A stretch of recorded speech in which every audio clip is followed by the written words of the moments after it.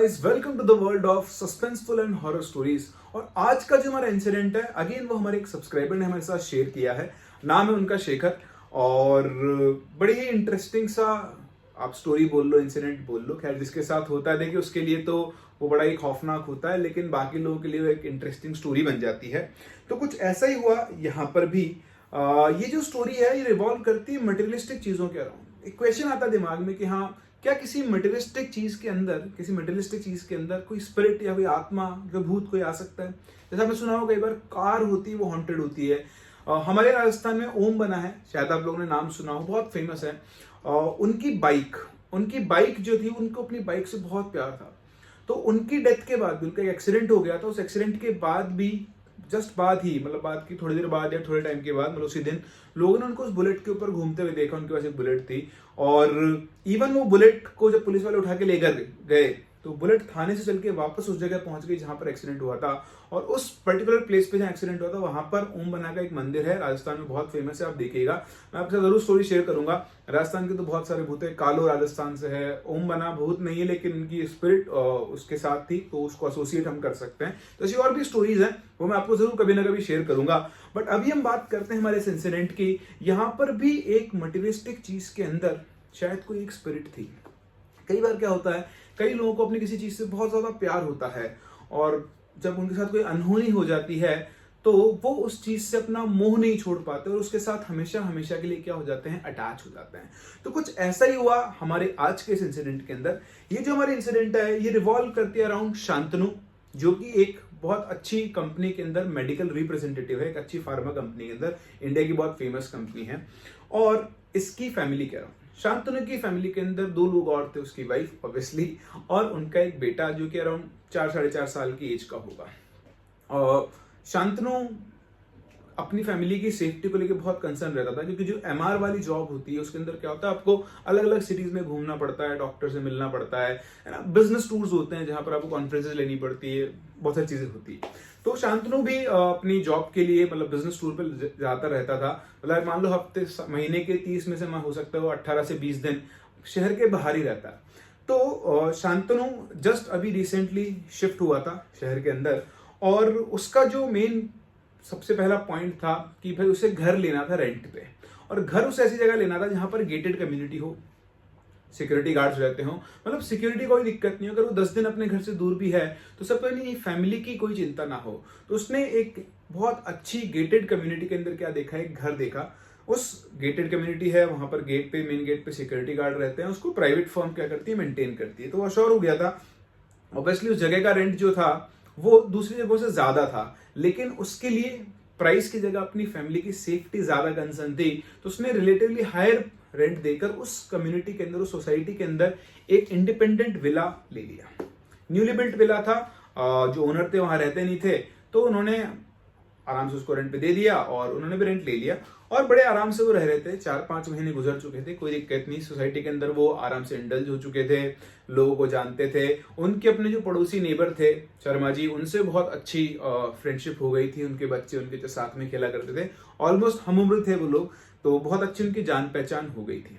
तो लाइफ बड़ी स्मूथ चल रही थी, सब कुछ आराम से बढ़िया चल रहा था। और जो शांतनु था, उसकी वाइफ और उसके बेटे को मतलब अकेले रहने की आदत सी हो गई थी, क्योंकि वो जनरली आउट ऑफ टाउन रहता ही था अपने बिजनेस टूर को लेके। तो ना बताया, मतलब हाफ अ मंथ, मतलब पूरा 1 महीने में से आधे टाइम तो वो बाहर ही रहता था। तो उनको ऐसा कोई इशू रहा भी नहीं, कभी हुआ भी नहीं।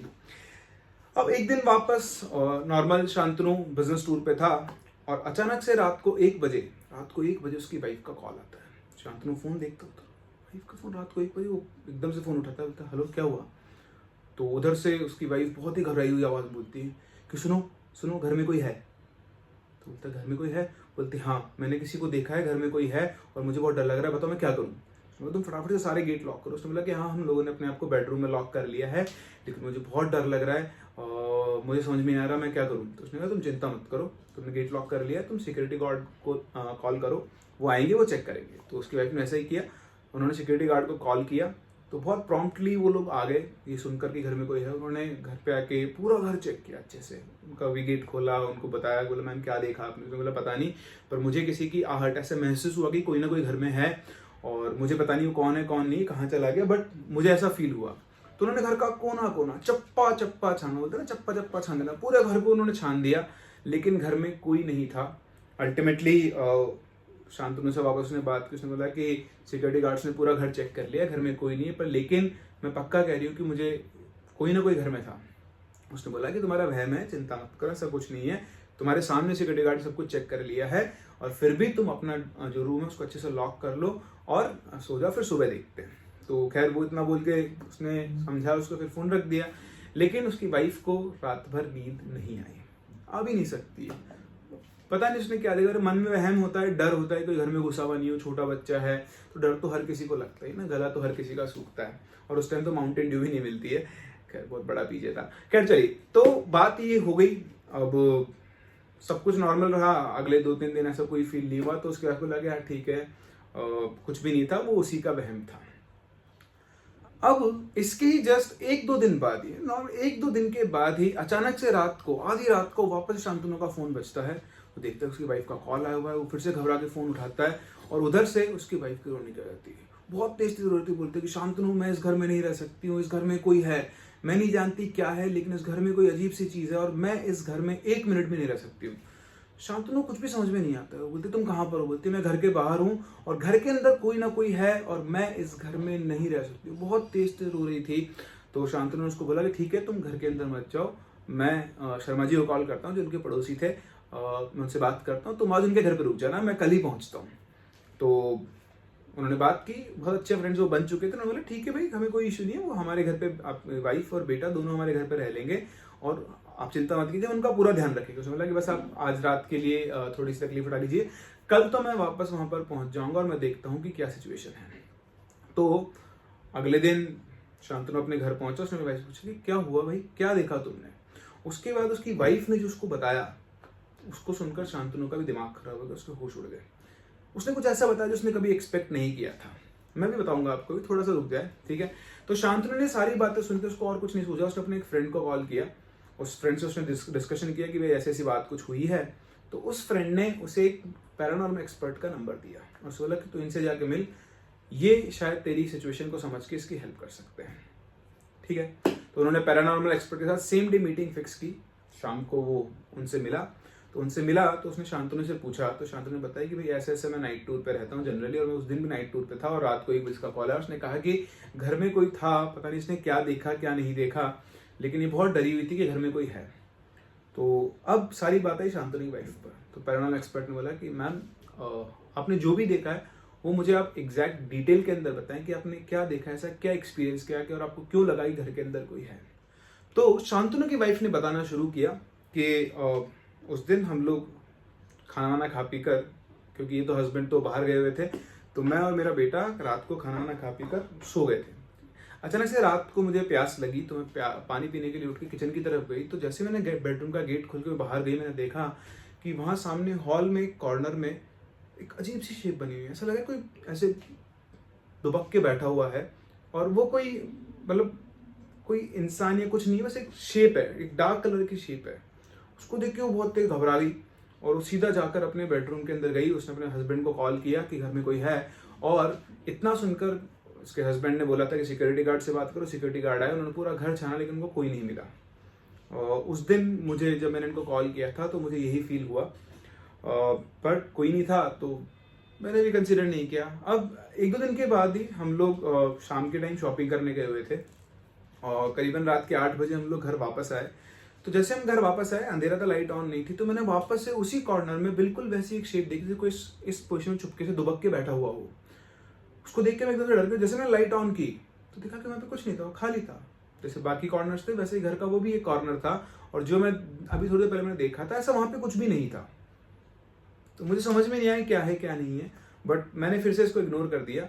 बट हाँ, मेरे मन में, मेरे बैक ऑफ द माइंड में ये चीज़ थी, इसलिए हम लोगों ने खाना खाया, और मैं अपने बेटे को लेकर अपने बेडरूम को अच्छे से लॉक करके सो गई, और हम लोग आराम से सो गए थे, नींद आ गई थी। और जनरली जैसे हर माँ की आदत होती है, तो वो भी छोटी एज का था बच्चा, 4-4.5 साल का एज का था, तो कि पलंग से गिर ना जाए, तो उसको बार बार टक करके अपने पास रखती थी। अचानक से रात को उसकी आंख खुलती है, एक झटके से उठती है, देखती है कि अर्नव उस बेड पे नहीं है, जो उनका बेटा था वो उस बेड पर नहीं है। इतना देखते ही वो लेडी के हाथ पर फूल जाते हैं। वो देखती है कि बाहर जो बेडरूम का गेट है वो खुला हुआ है। वो भाग के बाहर जाती है, बाहर जाके देखते ही उसकी मतलब उसके गले से चीख निकलने वाली होती है, पर वो निकल नहीं पाती। वो देखती है कि वो जो बच्चा था, वो जो 4 साढ़े 4 का बच्चा, आप सब जानते हो, वो आराम से वॉक कर सकता है। वो नीचे क्रॉल कर रहा था और ऐसा लगता है कि नींदों में क्रॉल कर रहा है। वो कभी किसी चीज से टकरा रहा है, कभी किसी से टकरा रहा है, और वो उसी कॉर्नर की तरफ मूव कर रहा है जिस तरफ उसने वो एक शैडो देखी थी बैठी हुई। वो बिल्कुल फ्रीज हो चुकी थी, वो बहुत बुरी तरह डर गई थी। वो चिल्लाना चाहती थी लेकिन वो चिल्ला नहीं पाई थी, उसकी बॉडी के ऊपर कंट्रोल नहीं था। उसका गला बिल्कुल जैसे सूख गया, उसकी आवाज ही बाहर नहीं निकल रही थी, बॉडी से पैरालाइज हो गई हो। बस वो एक टक देखे जा रही थी कि वहां पे क्या चल रहा है। वो बच्चा क्रॉल करता हुआ उस कॉर्नर की तरफ जा रहा है, और जैसे ही वो कॉर्नर के पास पहुंचता है, वापस से वो ब्लैक शेप का फॉर्मेशन होता है, जैसे दीवार से निकल कोई चीज आ रही है, और उसने बिल्कुल एग्जैक्ट वही शेप ले ली जो उसने शाम को भी देखी थी, जो उसने उस दिन रात को भी देखी थी। इतना देखते ही वो कुछ नहीं कर पा रही थी, शी वाज लाइक पैरालाइज्ड। वो बस उसकी आंखें से वो खोल के देख रही थी चारों उसको कि क्या चल रहा है। जैसे ही वो शेप का फॉर्मेशन कंप्लीट हुआ, वो शेप उसको प्रॉपर बिल्कुल वैसे ही दिखी।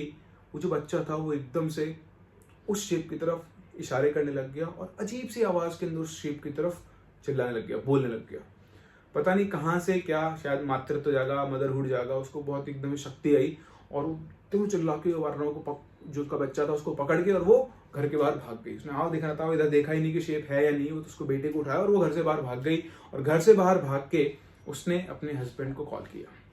तो ये सारा प्रोसेस हुआ, और आज तक इससे पहले कभी ऐसा कुछ नहीं हुआ है। लेकिन वो चीज़ क्या थी क्या नहीं थी वो उसे भी समझ में नहीं आई। उस दिन के बाद दोबारा वो रात को घर पे अकेली रही नहीं है। मतलब ये कल परसों की बात है, और आज आप हमारे साथ में हैं। मुझे बिल्कुल समझ में नहीं आ रहा है सब क्या चल रहा है, और मेरी लाइफ में पहली बार मेरे साथ ऐसा हुआ है। तो जो पैरानॉर्मल एक्सपर्ट था, उसने उनसे पूछा, मतलब उसने बहुत सारे क्वेश्चंस पूछे कि भाई ये घर आपने किससे लिया, ये घर पुराना है, कब बना था, कैसा है, क्या है, सारे क्वेश्चंस किए। उसको कोई हिंट नहीं मिल पा रहा था। फिर उसने उनसे पूछा कि मतलब क्या आपको ऐसा कुछ याद है कि आप घर में रिसेंटली कोई नई चीज़ खरीद के लेकर आए हो? तो शांतनु बोलता है कि नहीं, ऐसी तो कोई चीज़ हम लेकर नहीं आए। तो बट फिर भी उसकी वाइफ से पूछता है कि शायद तुम्हें कुछ पता हो। तो उसकी वाइफ ने बोला कि नहीं, हम लोग नई चीज़ तो कुछ भी नहीं लेकर आए हैं, लेकिन ये जिनका बेटा था वो अभी कुछ दिन पहले एक कार लेकर आया। पता नहीं वो कार कहाँ से मिली। वो कार नई भी नहीं है, बड़ी पुरानी सी कार है, लेकिन उसको उस कार से बहुत प्यार है, उस कार को छोड़ता नहीं है। तो बोला कि आप मुझे कार ला के दोगे? तो वो कार वो लेकर आया। तो देखा तो कार नई कार नहीं थी, वो बहुत पुरानी कार थी, और बड़ी अजीब सी शेप की भी थी। जब उसको इन्वेस्टिगेट किया, पता किया उसने, तो पता लगा कि ये तो कार ही 1980s में बनी हुई कार है। पता नहीं कहाँ से उस बच्चे को ये कार मिली, उसका कोई सोर्स नहीं था। लेकिन उस कार के घर में आने के बाद ही ये इंसिडेंट्स शुरू हुए। तो फाइनली उसने अपना कंक्लूजन निकाला कि जरूर इस कार के साथ कोई ना कोई पैरानॉर्मल चीज जुड़ी हुई है, शायद किसी की स्पिरिट जुड़ी हुई है। और जब से कार घर में आई है, तो क्योंकि वो जो बच्चा है वो उसको कार पसंद है, और कार के साथ कि शायद किसी न किसी बच्चे की स्पिरिट एसोसिएटेड है, जो इस बच्चे के ऊपर कंट्रोल करना चाहती है या इससे बात करना चाहती है। क्योंकि जो छोटे बच्चे होते हैं वो वैसे भी इन चीज़ों के लिए थोड़ा ज़्यादा वल्नरेबल होते हैं। तो अल्टीमेट जो कंक्लूजन निकला वो यही निकला। सोर्स क्या था पता नहीं, क्यों उनको वो शेप दिखी पता नहीं, लेकिन वो पैरानॉर्मल एक्सपर्ट ने बोला कि कार आप मुझे दे दीजिए, और इसके बाद भी अगर आपको कुछ एक्सपीरियंस होता था मुझे जरूर बताइएगा। उस दिन के बाद दोबारा उनका कॉल कभी नहीं आया, उन्होंने कोई एक्सपीरियंस नहीं किया। दैट मीन्स इट्स प्रूवन कि वो जो भी चीज़ एसोसिएटेड थी वो उस कार के साथ एसोसिएटेड थी। हो सकता है वो किसी बच्चे की और स्पिरिट हो, उसको वो कार बहुत पसंद हो, कोई उसका सडन डिमाइस हो गया हो, कि कौन जानता है, लेकिन उसका जो लगाव था, उसका जो अटैचमेंट था वो उसके साथ रह गया। ऐसे बहुत सारे केसेस है जहां पर कई लोगों को अपनी कार के साथ, महाराष्ट्र की कहानी इसमें कार के साथ एक आदमी का बहुत अटैचमेंट होता है, वो चला जाता है, लेकिन उसकी स्पिरिट हमेशा उस कार के अंदर रहती है। जैसे मैंने आपको ओम बना का केस बताया कि वहां पर भी क्या है, उनको उनकी बुलेट से इतना प्यार था कि वो चले गए, लेकिन उनकी स्पिरिट आज भी उस बुलेट के साथ है। उस मंदिर में जब आप पास होते हैं ना, तो वहां पे 3 हॉर्न बजाना एक ट्रेडिशन सा बन गया। हर कार, हर बस वहां से जब गुजरती है तो 3 बार हॉर्न बजाती है उस मंदिर के सामने।